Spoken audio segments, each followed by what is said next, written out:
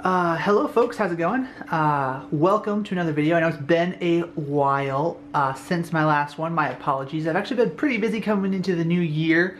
2016 has been a busy year for me as of late, so my apologies for the lack of videos. I do have some plans for ones coming up, but really quickly I wanted to make this video to show you guys some of the equipment that I used on. I actually shot an event this past weekend.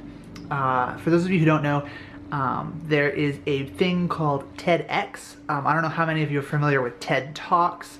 It's a fairly popular program where speakers come in and talk about things, ideas, things like that.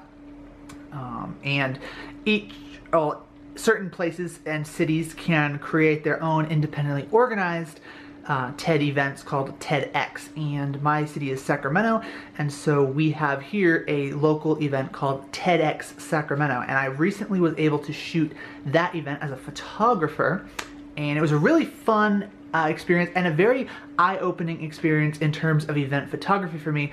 I haven't really shot a huge venue. We have a pretty big theater next to our convention center called Community Center Theater, which is a very big, I don't know how many people it holds, but it's a pretty big venue. It's like 2,000+ people. And it was really fun. I learned a ton and I had a really good time doing it. So I wanted to make a little video about the equipment that I brought along with me, and more importantly for you guys, what I actually used of that equipment and what I didn't, and what I will not be bringing with me next time. So without further ado, let's jump into the equipment. I will also show you some pictures that I took with said equipment so you can kind of see the results of that photography. So let's jump in.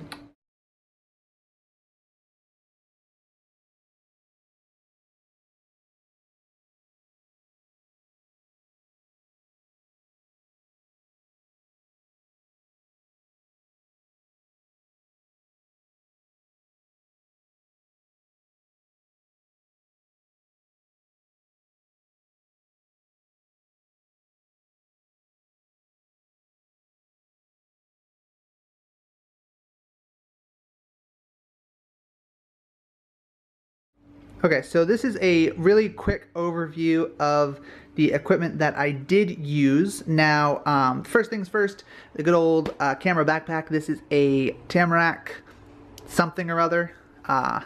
It has pouches and casings and all sorts of goodness that I utilize. I actually really like this backpack, and yeah, this is what I took everything in. I mean, it's a backpack. Definitely recommend some sort of carrying case that you are able to use that is not a briefcase. So I have over here this case, the Pelican case, which I love and is really useful for putting things in your trunk. If you're going to like a wedding or something and you just want a really nice protective watertight case, very helpful. But for something where you're not sure, for example, going into the event, I wasn't sure if I was even going to have a place to drop my stuff. I didn't know if I would have to literally carry it with me all day, and thank God I did not, because that would have been rough. I was exhausted enough after just, you know, running around taking pictures. I would have been dead if I'd had to carry my backpack with me, but at least I could have if the need had arose. So definitely recommend a backpack. It doesn't have to be a camera backpack like this. You could very easily just dump your equipment in a normal, you know, school backpack, toss a sweatshirt in for padding. I've done that and it works. But this is a nice little pouch. Yeah, it's Tamarack. They're a pretty good brand. Anyways, let's go least exciting to most exciting. Least exciting would probably be this stuff up here. Obviously, I'm going to bring a watch just to make sure I keep track of the time. Obviously, it's not super professional to be whipping your phone out every 14 minutes to check, you know, what time it is. So I always wear a wristwatch. I brought a bike lock so I could lock. My backpack here has this little handle at the top. Oops. Which is fairly sturdy. It's not going to stop someone who's really intent on stealing stuff, but you know, you zip up everything, pop one of these little tiny padlocks. Let's see if it'll focus here. How good is this camera really? This is a G7X, by the way. Let me see. There, well, kind of. Anyways, this is just a tiny little like suitcase padlock, and you can, like, if you zip this up, these guys right here, you can actually put the lock through the metal part, and it'll actually keep it pretty well sealed up. So I would take this and just like bike lock it around like the post of a table or something, and yeah. Just for extra security, because again, this was left in the green room with some equipment in it, and I was not always right with the bag, and I definitely don't want to, you know, come back and realize, oh no, my lens is missing. That could not be a good thing. So I did bring a bike lock, and of course the handy dandy portable cell phone charger, which I didn't need because there were outlets everywhere, thank goodness, but, you know, I bring it most places with me because, you know, better safe than sorry if I need to use my cell phone for some reason. Continuing on the trend of least exciting, a notebook that just has, you know, lined paper for taking notes. Also some pens and writing equipment. A lapel mic, just in case. I didn't use that at all. Also didn't use the voice recorder, even though I brought it, just to be safe. USB drive, which again I didn't use. Gum, which I didn't use, but I would recommend having if you know, realize you're not your breath isn't smelling the best. Always good to have a way to quickly freshen up the old breath. Obviously a battery charger, super important. Actually, one of the photographers I was shooting with had forgotten to bring his. And although I had plenty of spare batteries, he actually needed to use that throughout the day. And he was shooting Canon, and he had LPE6 batteries also, so that worked out really well. Let's see. Requisite keys, additional padlocks, which I mentioned, excessive amounts of batteries. My philosophy is if the battery has the yellow case on it, it's fresh. If the yellow case is off it, it's dead, or mostly dead. So I still need to charge those two. Here we have stuff I did not use. A flash and batteries for the flash. So we actually weren't allowed to do any flash photography at the venue, so obviously that was something I did not use. I would definitely still recommend bringing a flash if the venue allows flash photography. It can really help doing something like portraits. If it's a dark environment and you really want a nice portrait with not too much noise, so you turn your ISO down, you might need the speed light to, you know, flash if you need it. This is a Canon Speedlight 430EX Mark III RT, if you care. Business cards, a must everywhere. A lens cleaner thingy. Some SD cards, some CF cards, and let's get to the good stuff now, which is lenses and cameras. Move all this stuff over here.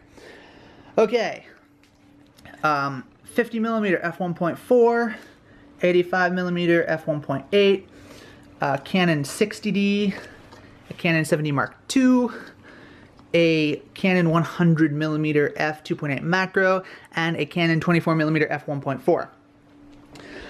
I also brought along, I don't own this lens personally, but my dad let me borrow it, which is a 70-300 f4 to 5.6, I want to say. Did not use that one at all.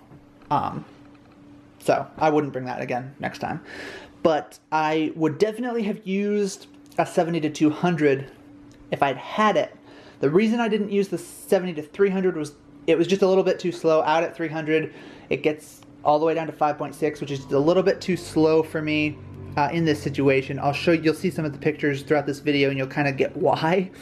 But I was shooting primarily the 85mm and the 100mm.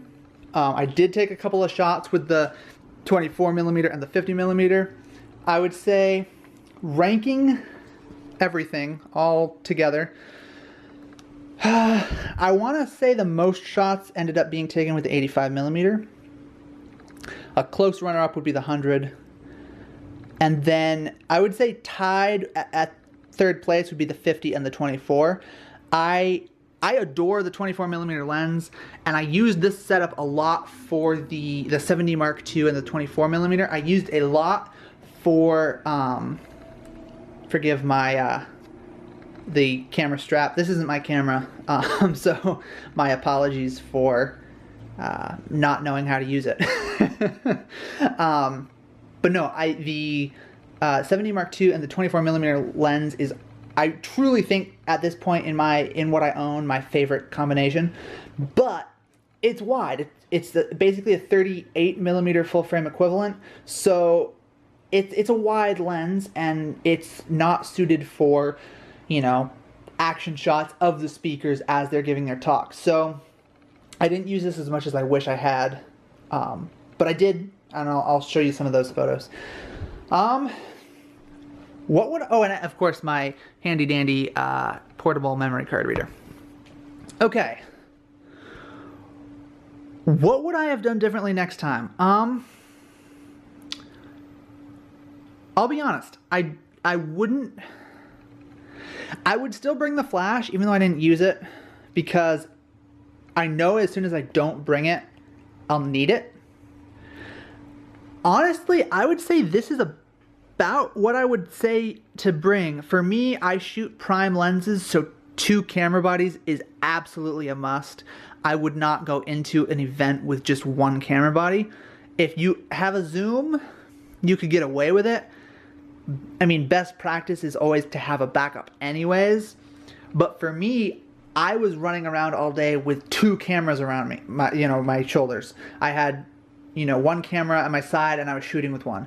If you have a zoom lens, you can avoid this issue. And I say issue because it adds weight. And when you're running around up and down, I mean, the theater has 2 balconies, so like the first level, and then a grand tier, and then a second tier. So there's a lot of stairs and a lot of running up and down stairs, even going from the back of the theater to the front of the theater, going backstage. There's ramps and ladders and staircases and all this stuff. You could really eliminate a lot. I mean, this setup is not light. Even the 60D, which is a lighter camera, it's not a light setup by any means. So if you have a zoom lens that's, 2.8 would be fine. 2.8 is fast enough for this. If you have that, go for it by all means, and then keep your second body in your backpack, just in case. For me and for other prime shooters, you're gonna be stuck with carrying these 2 cameras everywhere. And my go-to setup was the 24mm on 1 camera, my 85 on the other, or I would put the 50 on one with the 100 on the other. Those were kind of the go-tos. But yeah, I had a lot of fun. I learned so much. If anyone has any questions about shooting the event, anything that I may have left out, feel free to let me know. I will have put some photos throughout the video. I'm also going to show some photos at the end of this video. So yeah, thank you so much for watching. Like I said, I am definitely going to be getting back into making some more videos here in the near future, as I definitely owe you guys, because I haven't been doing a great job on that front, and my sincerest apologies. I do have a little bit of more time going into the rest of February and March, so definitely got some video ideas on the way, some tutorials, some Photoshop stuff, as well as maybe some web design stuff. We'll see how that goes. At any rate, any questions, feel free to let me know. And without further ado, I will go ahead and shake the camera, because I am not used to working with such a small camera. I'll put a photo over that. Anyways, thank you so much for watching, you guys, and if you have any questions, let me know. Thanks. Bye.